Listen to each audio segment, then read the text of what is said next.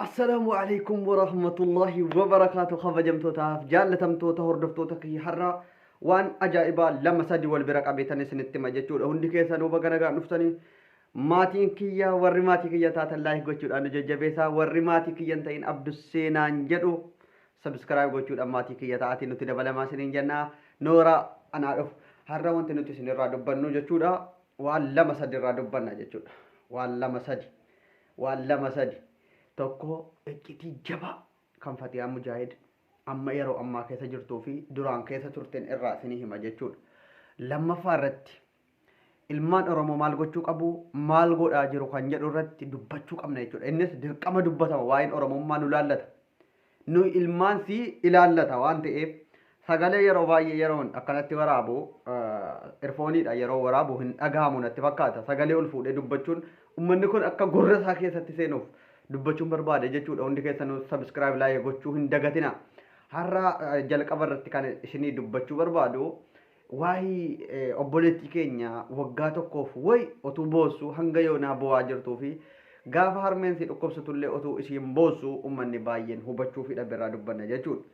Fatihaa Mujaahid jechuun nama dhugaadhaan halkanii guyyaa boohudha. An ofii kootii waa isii baruudhaaf hundi keessanuyyuu otoo itti siixanii baruu dandeessu sirriitti ulfaachuu dandeessu ani itti siqee wajjiniin taa'ee lakki ati fayyaadha imimmaan kana eessaa fidda marfee wayii waraannattaa kan si boosisuudhaan hin ture ani ergasii isa siin keessa siitii boosu hin beekun ture baay'een namaa hin amanuuf nama yeroo hunda cal jedhee wal duuka bu'u nama waan adda addaa kanarratti ajandaa ta'a jedhamu Fatihaan kun ajandaa ta'uudhaaf akkana taatii ajandaa ta'uudhaaf jaalala maalii qabe jedhee dubbataan ture ani fi kooti arrabsaan ture fi kan koo yoo dhaggeeffataniitu ta'e garuu har'a isiin sadarkaa harmeen si dhukkubsatee jennaan utuu isiin boossee gabbaate yaa ummata kiyya na gargaaraa harmee kiyya biratti galuun barbaada jettu baay'een keessan ati gizee hunda boohuu malee wajjin qabdu hin hojjetattu maalodhaa jettu Fatihaan wallaahi dhugaan isiniin jedha Fatihaan mataansi nagaa miti.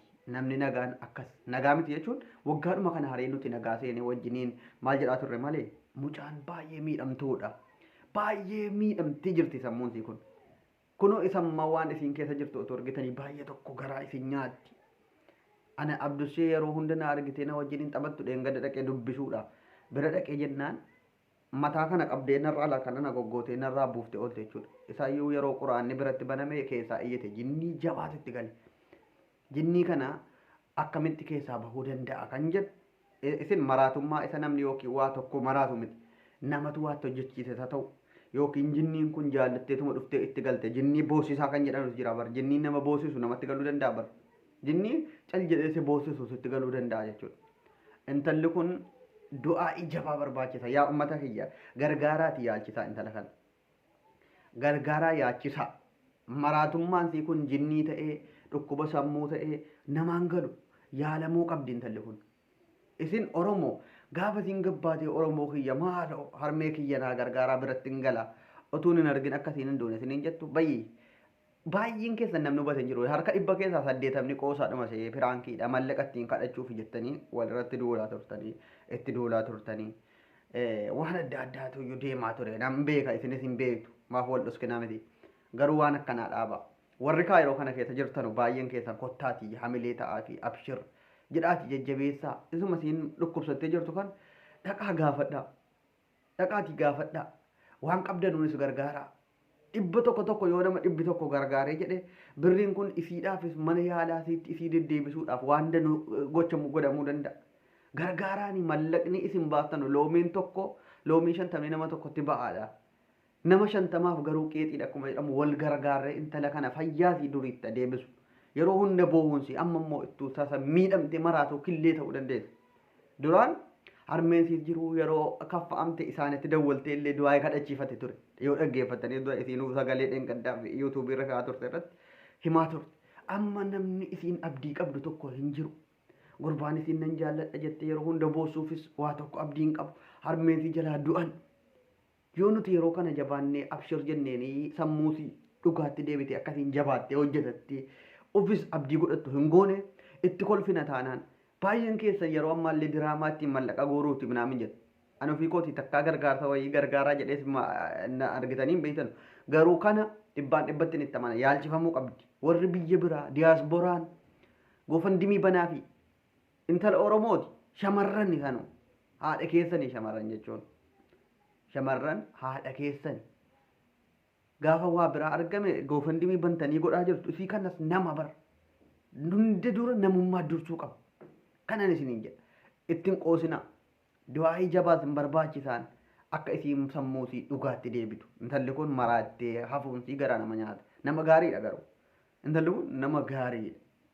Sammuusiitu iyyuu yeroo hunda waan ta'e irratti ta'ee jira malee otuu sammuusii nama nagaa ta'e nama hojjeta ta'e maal jedhee jiraachuu danda'u. Har'a garuu carraansii kunoo harka keessanitti kuftee jirti. Kan fatiyaa gaafataa jirtan nus dhaynee gaafataa jirra.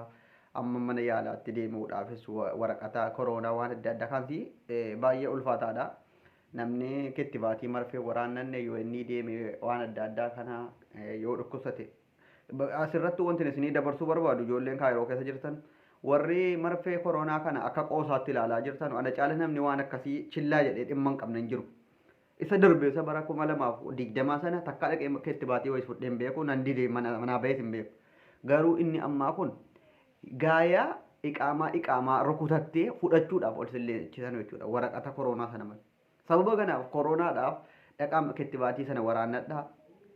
Hundi keessanuyyuu waraqata sana qabaachuu qabdu. Kaayiroo keessatti waan adda addaa argachuudhaaf mana yaalaa deemuudhaaf iqaamaa kan keessa UN dhixanii illee jijjiirrachuudhaaf asirraan dhaamsa koo dabarfachuu barbaada. Fatiyaa garuu gargaarsa jabaatii barbaachisa. Bira dhaabbadhaa obboleettii koo.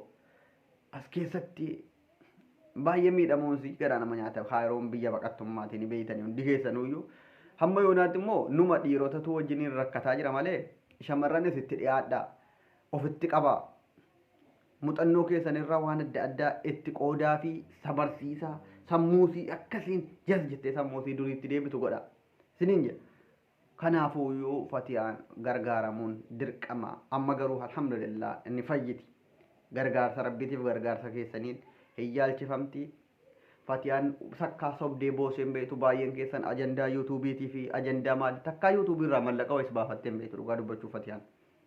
Nama waa mallaqa wayii anaa wajjiniin dhuftee tiiktookii irratti hin hojjetti asilii wajjiniin hojjetti hin caljetti soma namaa wajjin jechuu malee dhimma ajandaa wayii ta'anii fee intini jechuun beekamuu yoo ta'e gaafa kilooroksii dhugdaanuyyuu gaafa siin kilooroksii dhugduuyyuu baye ati qodaa kilooroksiitti aannan nayitee dhugde malee kilooroksii maalee dhugde minaamin jedhee itti qoosaan ture jechuudha. Garuu intallee dhugaadhumaan dhugde of ajjeesuuf yoo ta'e duubatti nama deebi'u miti.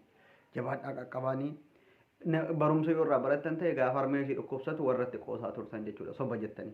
Har'a kunoo argitaniittu qaamaan galatooma warri maatii kiyyan ta'e maatii naaf ta'a sabskiraayib laayik godhaa galatooma.